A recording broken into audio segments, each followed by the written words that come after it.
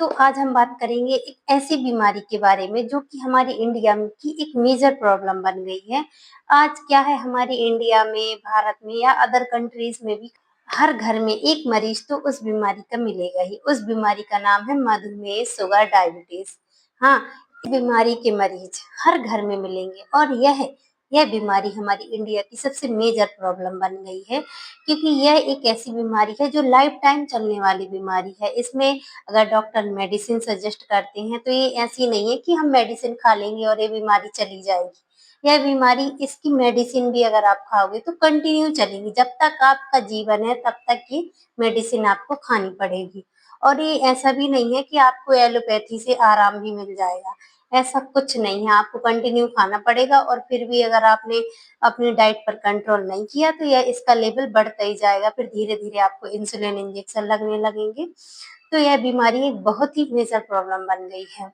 क्या है कि भारत में डायबिटिक एक बहुत ही गंभीर समस्या है, जिसमें लगभग 101 करोड़ लोग इस बीमारी से प्रभावित हैं। 2025 के सर्वे के अनुसार यह बीमारी 21.2 करोड़ तक पहुंच गई है। यह बीमारी दिन पर दिन बढ़ती जा रही है, घटने का नाम नहीं ले रही। इसका ऐसा है कि दुनिया का हर चौथा इंसान शुगर मरीज कौन है? भारतीय ही है। शुगर के मरीजों पर एक सर्वे किया गया था आईसीएमआर द लैंसेट की स्टडी के अनुसार इंडिया में 101 करोड़ लोग शुगर की बीमारी से पीड़ित हैं, जो कि भारतीय हैं। और हाँ, भारत में शुगर लेवल इतनी तेजी से फैल रहा है कि मात्र 4 वर्षों में शुगर के मरीजों की संख्या 44% तक वृद्धि हुई है। इतनी तेजी से फैल रहा है शुगर।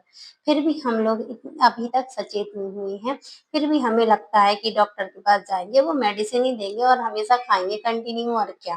पर आप ये नहीं जानते कि शुगर आपको अंदर से धीरे धीरे खा रहा है, खोखला बना रहा है। और अक्सर आपने देखा होगा कि अब लोगों में वो एनर्जी नहीं बची जो पहले थी, क्योंकि हर मरीज के अंदर शुगर बढ़ते ही जा रहा है। यह बात है कि मुख्य रूप से जो डॉक्टर आपको सजेस्ट मेडिसिन करते हैं, कंटिन्यू आपको जब तक जीवित रहना है तब तक आप उससे, तो चाहे वो 10,000 की आए, कितने की भी आए, आपको वो लेनी ही है। और आप हंसकर लेते भी हो कर। पर अगर कोई आपको सजेस्ट करे कि आपको ये जूस पीना है, ये हेल्थी है, ये आयुर्वेदिक है, पर आप लोग क्या करते हो, उसकी बात तो सुनना ही नहीं है। लेकिन अगर हाँ, कोई अगर आपको सजेस्ट करता है किसी चीज के लिए, तो एक बार तो सुनो कम से कम।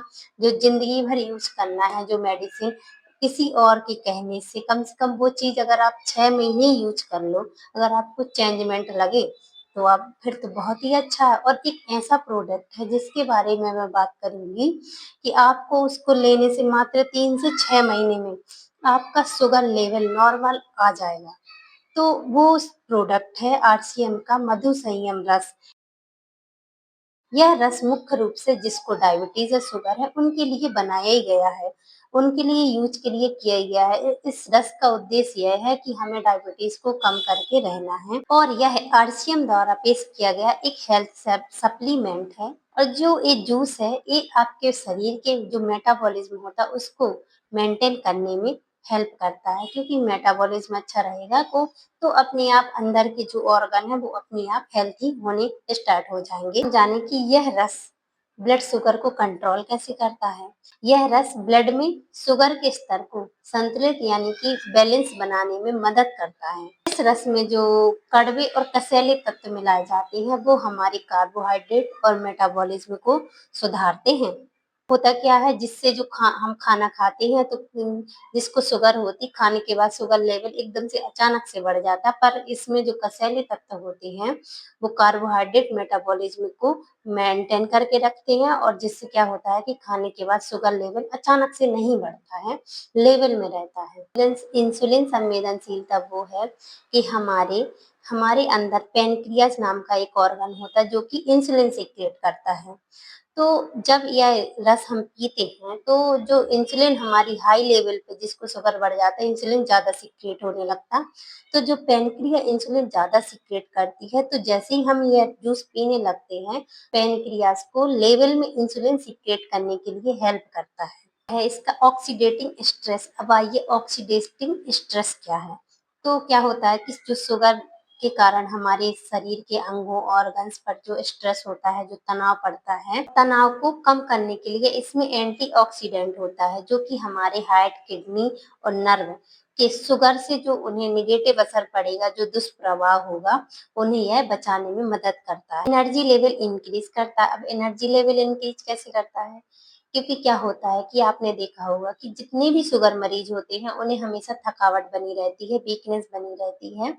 तो यह एनर्जी लेवल को इंक्रीज करता है या थकावट को कम करता है, और यह मेटाबॉलिज्म को ठीक कर शरीर में एनर्जी और स्फूर्ति बनाए रखता है। प्राकृतिक सामग्री क्या-क्या होती है, तो आइए हम जाने। इसमें मुख्य रूप से मेथी, करेला और ऐसे 12 इंग्रेडिएंट, 12 जड़ी-बूटियाँ मिलाई जाती हैं, जो कि बहुत ही शक्तिशाली होती हैं।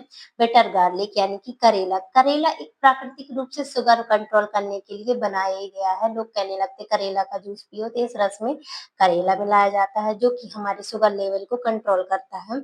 जामुन। जामुन ब्लड शुगर को नियंत्रित करने में सहायक होती है।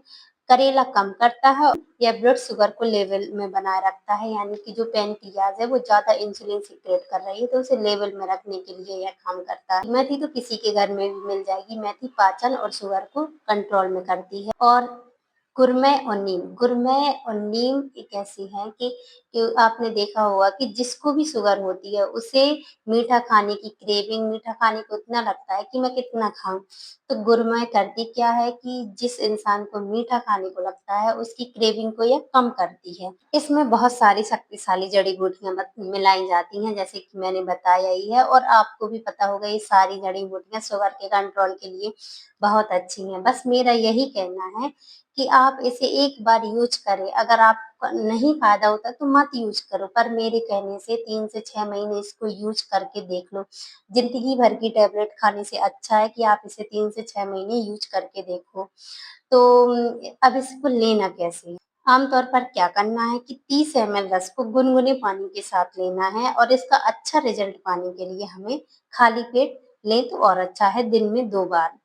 और इसमें जितने भी हैं सारे प्राकृतिक घटक मिलाई जाती है, प्राकृतिक है, नेचुरल है, इससे आपको कोई भी साइड इफेक्ट नहीं होंगे। बस इतना है कि गर्भवती महिला और बच्चों को अभी ना दें, क्योंकि ये थोड़ा इसमें ज्यादा ही स्ट्रॉन्ग जड़ी बूटियां होती हैं, तो इसके लिए गर्भवती महिला और बच्चों से थोड़ा दूरी रखें। Thank you for watching. Like, comment, share and subscribe जरूर करें।